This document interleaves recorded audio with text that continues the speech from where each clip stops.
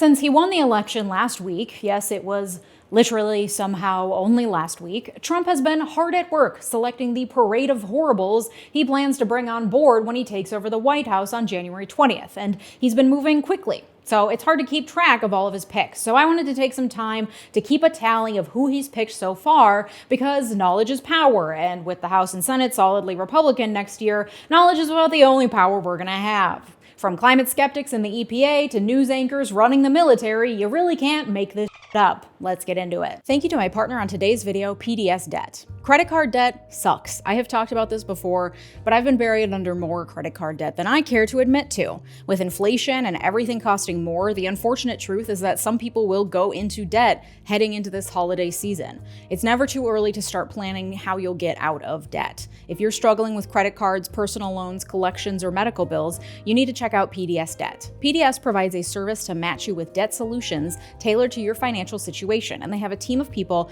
ready to help you with your debt journey. PDS Debt is offering a free debt analysis. It only takes 30 seconds. Head over to pdsdebt.com/Miller to get your free debt assessment today. You'll receive a full breakdown on how to save on interest each month and the quickest way to take care of your debt. Everyone with over $10,000 in eligible debt qualifies, and there is no minimum credit score required. If you're making payments every month on your debt, but your balances just don't seem to go down, this program is for you. It's never too early to start planning. Take advantage of PDS Debt's free debt analysis just for my viewers. Go to pdsdebt.com/Miller to complete the quick and easy debt assessment in just 30 seconds. That's pdsdebt.com/Miller. Thanks, PDS Debt. First, a quick clarification, because I wasn't even clear on this until I looked it up today. What's the difference between White House staff and cabinet members? The president's cabinet was established by Article 2, Section 2 of the Constitution, and its role is to advise the president on any subject relating to the duties of each member's respective office. The cabinet is made up of heads of 15 executive departments: secretaries of Agriculture, Commerce, Defense, Education, Energy, Health and Human Services, Homeland Security, Housing and Urban Development, Interior, Labor, State, Transportation, Treasury, and Veterans Affairs, as well as the Attorney General. They're also included in the line of secession if the president can't perform his or her duties, with the Secretary of State fourth in line behind the VP, the Speaker of the House, yes, that's right, Mike Johnson is 2 deaths away from the presidency, and the President pro tempore of the Senate. And under each secretary is an administrative body, so the Secretary of Education directs the Department of Education, the Attorney General directs the DOJ, etc.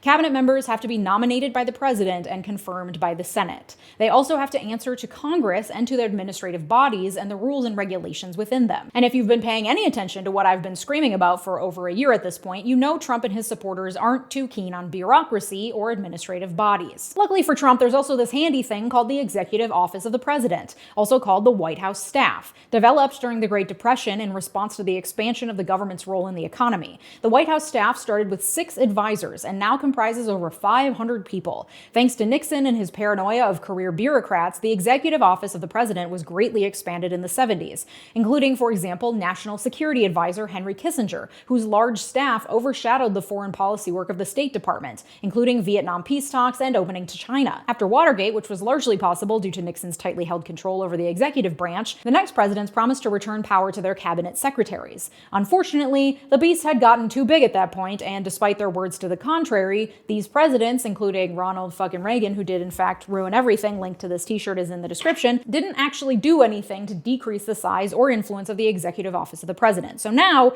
50 years later, major policy functions that used to be performed outside the White House by cabinet secretaries and their administrative bodies who had, rules and regulations and years of expertise to ensure the proper functioning of government, are now tightly controlled by the president within his executive office. This includes domestic policy development, national security policy advice and planning, which moved from the Departments of State and Defense to the National Security Council staff, legal advice, which moved from the DOJ to the White House Council, and trade policy, which was once developed by the Departments of State, Commerce, and Agriculture, and now is centralized within the U.S. Trade Representative's office within the Executive Office of the President. This has understandably created a lot of strain between the White House staff and the cabinet secretaries, whose jurisdiction is being constantly challenged, especially considering that there's some gray area that allows the president to designate members of the Executive Office of the President as members of his cabinet. So they're not officially nominated or confirmed, but they get invited to the cabinet meetings, much to the chagrin of official cabinet members. On top of the fact that the president's executive office doesn't have to answer to administrative and Senate oversight,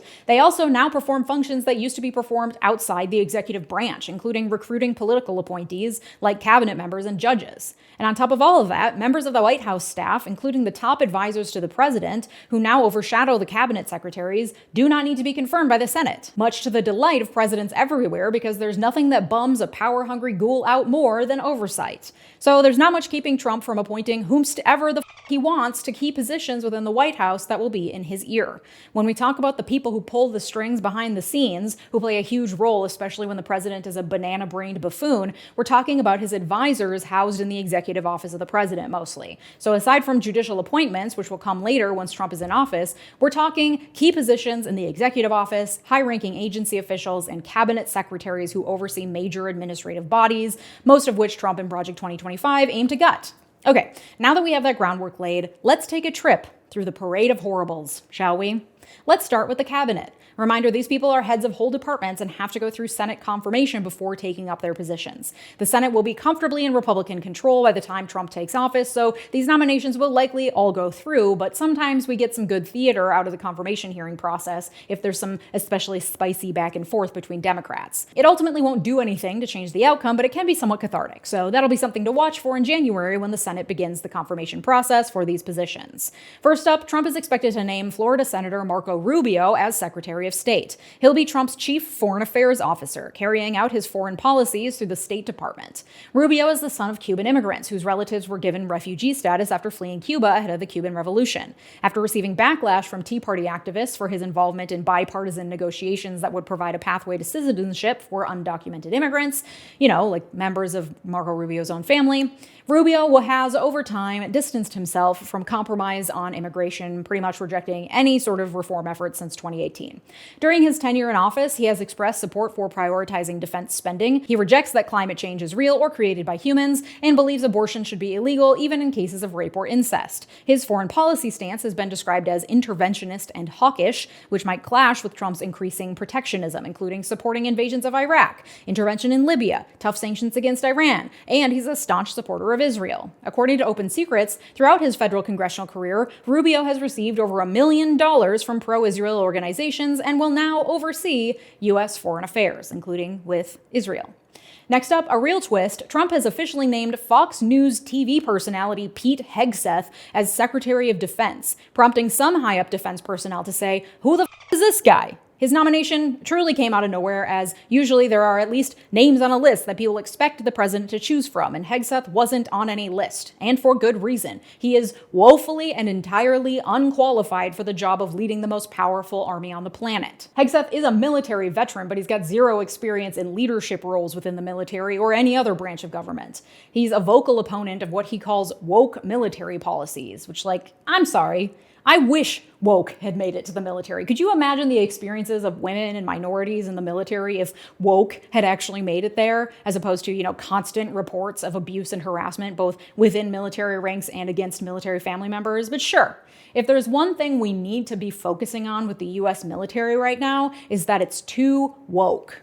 Hegseth is expected to fall in line with Trump's promise to gut the military of any leaders that Trump views as promoting progressive ideals, or really saying anything that doesn't toe the line of Trump loyalty. A draft executive order has been leaked that would establish a Trump-appointed warrior board with the power to purge 3- and 4-star generals who, very vaguely, lack requisite leadership qualities. Remember in my Trump is a fascist video when we talked about the Night of the Long Knives in pre-war Germany? I'm not saying anything, I'm just thinking about parallels. For Attorney General, head of the Department of Justice, the one actively pursuing criminal indictments against Trump up until a week ago, Trump is expected to name Mormon Utah Senator Mike Lee. Trump did not, in fact, nominate Mike Lee. As an example of how quickly this is moving, as I was editing, Trump instead officially announced he's nominating Matt Gaetz. Somehow even a worse pick, considering that Gaetz will be overseeing the department that was, just last year, actively investigating him for sex trafficking offenses. Trump announced that Gaetz will end the weaponization of the justice system. Sure he will. For Secretary of Commerce, Trump is expected to name Linda McMahon, the former Small Business Administration Director and the co-founder of WWE, World Wrestling Entertainment. After a couple failed runs for U.S. Senate, 𝗦𝗏𝗧𝗧 became a large donor to various Republican causes, including an early donor to Trump's 2016 election fund. She has been at the helm of Trump's pre-election transition team and headed a pro-Trump political action committee supporting his 2020 re-election bid. In 2016, Trump nominated her to be administrator of the SBA, and in that role, she worked to downsize the agency, removing what she considered duplicative programs. In 2019, she resigned from the office in order to chair America First Action, a pro-Trump super PAC, where she helped raise $83 million for his 2020 re-election campaign. She's also chair of the board for America First Policy Institute, a conservative think tank, which is one of these dark money organizations that hires crooked academics to do research and author papers that legitimize bad, crazy policy proposals that exclusively benefit their billionaire benefactors. The New York Times recently reported that the America First Policy Institute is poised to be even more influential than Project 2025. They drafted an America First agenda, including nearly 300 executive orders ready to hit Trump's desk on day one. And Linda McMahon has been at the helm of prepping for Trump's transition into office next year. As Secretary of Commerce, she'll be in charge of advocating for business and industry, with which she likely has many high-ranking connections given how much industry moguls love dark money organizations and fake conservative think tanks. She represents one of the many ways that moneyed interests behind the scenes will be able to influence political outcomes. Trump has also named his future Secretary of Homeland Security, South Dakota Governor Kristi Noem. You know, the one who bragged about shooting her dog. You truly cannot make this up. And like, all of these people are deplorables and have done horrific, but a dog killer? Straight to jail. Right to jail, right away. Now she'll be in charge of overseeing an agency with hundreds of thousands of employees that manages everything from U.S. Customs and Border Protection to ICE to FEMA and the U.S. Secret Service, and also is involved with tribal issues. During her time as governor of South Dakota, Noem has had frequent run-ins with tribal leadership that has led to her being banned from some tribal lands. She served in the U.S. House of Representatives from 2011 to 2019, during which time she sported one of the most Karen haircuts to ever hit the House floor, and she supported strict immigration regulations, including Trump's 2017 Muslim ban. She has also called for punishment of Democratic sanctuary cities. As South Dakota governor during the pandemic, she refused to enforce masking, business closures, or any other safety measures. She's bragged that her 2-year-old grandchild owns multiple guns. She was also the moderator of that Trump town hall where he refused to answer questions and just swayed to music for 40 minutes straight. On Monday, we talked about Trump's pick for border czar Tom Homan. Homan would likely work closely with Noem on border security issues, though his official job title remains unclear because border czar isn't an official job title at anywhere at the Department of Homeland Security or elsewhere, so it remains unclear what exact plans Trump has for Homan. Homan was a Border Patrol agent for 34 years before becoming acting director of ICE under Trump's first term. He helped develop the family separation policy that kept kids in cages at the border. He has vowed to conduct the biggest deportation raids the country has ever seen. And given what we know about the culture of ICE and the frequent accusations against them for all forms of abuse at the border, and the fact that Tom Homan has known nothing but that ICE culture for the last 4 decades, odds aren't great that we'll be seeing much humane anything coming from whatever policy Homan is in charge of under Trump's second administration. Continuing with non-cabinet appointments, Trump has named Representative Elise Stephanic as UN ambassador. She, like many, was a Trump critic and then got in line quickly, becoming one of his most vocal advocates during his impeachment hearings. She's also staunchly pro-Israel. During her federal congressional career, she has received nearly $1 million from pro-Israel groups. She'll be the voice of the United States in the UN, which has far-reaching implications given her pro-Israel stance and her willingness to fall in line behind Trump. And for U.S. ambassador to Israel, he has named former Arkansas Governor Mike Huckabee, who is a longtime supporter of Israel and has harshly criticized Biden's handling of the war in Gaza, speaking out against efforts to negotiate a ceasefire deal and referring to illegal settlements in the West Bank as communities. Former New York Representative Lee Zelden has been named Environmental Protection Agency Administrator. The pick is confusing given that he doesn't have any environmental experience and just generally hasn't spoken much about the environment or his views on climate change throughout his political career as New York Representative from 2015 to 2023, or even in the New York State Senate before that. But he does hate regulations, and that's good enough for Trump. During Zelden's time in office, his voting record on the environment is pretty abysmal, with the League of Conservation Voters giving him a 14% score. Zelden has received nearly $300,000 from the oil and gas industry throughout his political career and has advocated for reversals of natural gas drilling bans. He's also expressed that he does not support the Paris Climate Agreement. He'll now be in charge of ensuring our clean air and water and the protection of our natural resources, so that's probably fine. For director of the Central Intelligence Agency, Trump has named lawyer and former director of National national intelligence under Trump's first administration, John Ratcliffe. Prior to that, he was a U.S. representative from Texas and was seen as one of the most conservative members of Congress during his time in that position. He does have some intelligence experience, at least. He served as the chief of anti-terrorism and national security for the Eastern District of Texas under George W. Bush. When Trump first nominated him in 2019, it got out that he had actually greatly exaggerated his experience as a prosecutor. His campaign website said he personally managed dozens of international and domestic terrorism investigations and put terrorists in prison as a prosecutor, despite the fact that there is no evidence that he ever prosecuted a terrorism case. He also claimed to have arrested 300 illegal aliens in a single day, despite zero evidence of that ever happening. Even so, he is still somehow one of the more qualified candidates on this list. As a representative, he was chairman of the House Homeland Security Subcommittee on Cybersecurity and Infrastructure Protection, though he was a staunch Trump supporter, especially siding with him during the investigations into Russian interference in the 2016 election. He was also accused of attempting to politicize his role as Director of National Intelligence under Trump the first time, so there's nothing to indicate he wouldn't also politicize his role as CIA director. And heading up his presidential executive office, Trump has named Susie Wilds as chief of staff. Wilds served as Trump's campaign manager for the 2024 election, but has been involved in his political operations since 2016. She's known as someone who can keep Trump generally in line, which is an essential role for a chief of staff. We'll see how long she lasts, given the high turnover rate for that role last time, but she's apparently beloved by Trump's campaign staff. She has deep ties to Florida, serving as chief strategist in that state for Trump in 2016 and helping Ron DeSantis win his 2018 bid to be Florida's governor. She also worked on Trump's 2020 campaign and, after his loss, moved on to run Trump's Save America PAC. And back when she was fresh out of college, our friend Susie Wilds worked on, you guessed it, Ronald Reagan's presidential campaign in 1980. Under Wilds, as Deputy Chief of Staff for Policy, Trump is expected to name longtime advisor Stephen Miller. In that role, Miller, absolutely no relation, would take the lead writing and implementing policy, including on immigration, promising that mass deportations would begin on Trump's first day in office. Miller served as a senior advisor to Trump during his first term as well. Before that, he served as communications director for Jeff Sessions and press secretary for Michelle Bachmann. He's far-right and anti-immigrant and was one of the chief architects of Trump's Muslim ban. He's on the Southern Poverty Law Center's list of extremists, has strong ties to white supremacists, and has spread conspiracy theories about electoral fraud. His devotion to conspiracy theories goes way back, though. He began appearing on conservative talk radio and writing far-right op-eds while still in high school in the early 2000s, becoming radicalized by the likes of Rush Limbaugh and Wayne LaPierre, the CEO of the NRA.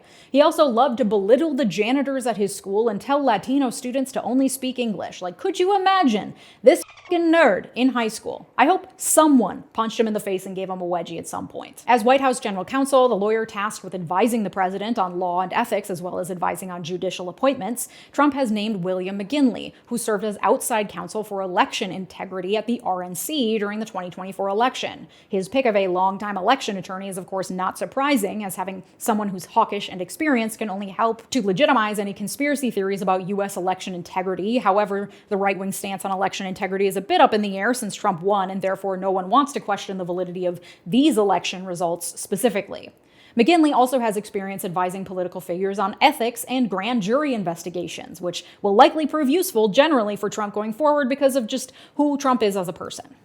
For National Security Advisor, Trump has picked Florida Representative Mike Waltz, lots of Florida ties in the White House, unsurprisingly, while Marco Rubio will be the Secretary of State overseeing the State Department, which deals with international relations. He'll have to contend with Mike Waltz, who will be in Trump's ear shaping U.S. policy on geopolitical conflicts, including the war in Ukraine and in Gaza. Waltz is a longtime Trump ally and a leading critic of China, championing legislation to reduce U.S. reliance on Chinese goods, so he'll likely help further Trump's isolationist policies. According to Open Secrets, throughout his federal congressional career, Waltz has received $235,000 from pro-Israel groups and $232,000 from aerospace defense industries. You know, the industries that get filthy f***ing rich off of war.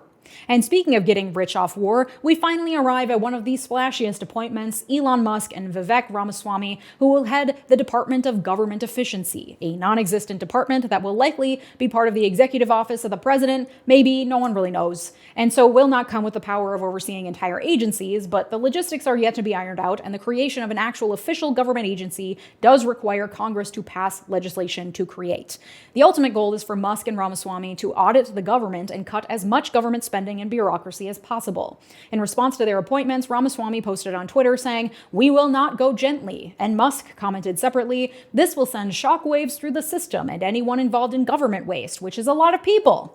It's unclear, without an act of Congress, how much power Musk and Ramaswamy would actually have to implement any of these plans. But both men are entrepreneurs who will be overseeing the cutting of administrative bodies tasked with regulating their businesses, a clear conflict of interest that would allow both men to enrich themselves by slashing regulatory compliance requirements in their own businesses' industries. And Musk's new foray into politics has paid off big time. He spent at least $130 million to get Trump elected. And after Trump's election victory last week, Musk's net worth has grown by $70 billion to over $300 billion total. There is no stock market in the world that will give you that kind of return on investment. And that's something billionaires have known for decades, that spending a few million on politicians will result in huge returns on loopholes and deregulation in the future. Musk's surging fortune ahead of his newfound power in the White House is as good an argument as any for the corruptive power of money when it is able to flow uninhibited into our politics. If you're interested in learning more about money and politics, eating the rich, building class solidarity, etc., I invite you to join me over on Patreon, where we're planning some initiatives to help build community in Trump's America. Plus, you get ad-free and uncensored versions of these videos as well. Go to patreon.com/LeejaMiller to join. Thank you to my multi-platinum patrons, Rex T, LaTranger Lucas, Joshua Cole, Thomas Johnson, Anthony Giles, Tay, and Brett Piontek. Your generosity makes this channel what it is, so thank you. And if you haven't caught it yet, check out my video from Monday about what's in store for Trump's first 100 days in office. Thanks so much for watching. Have a good day. Bye-bye.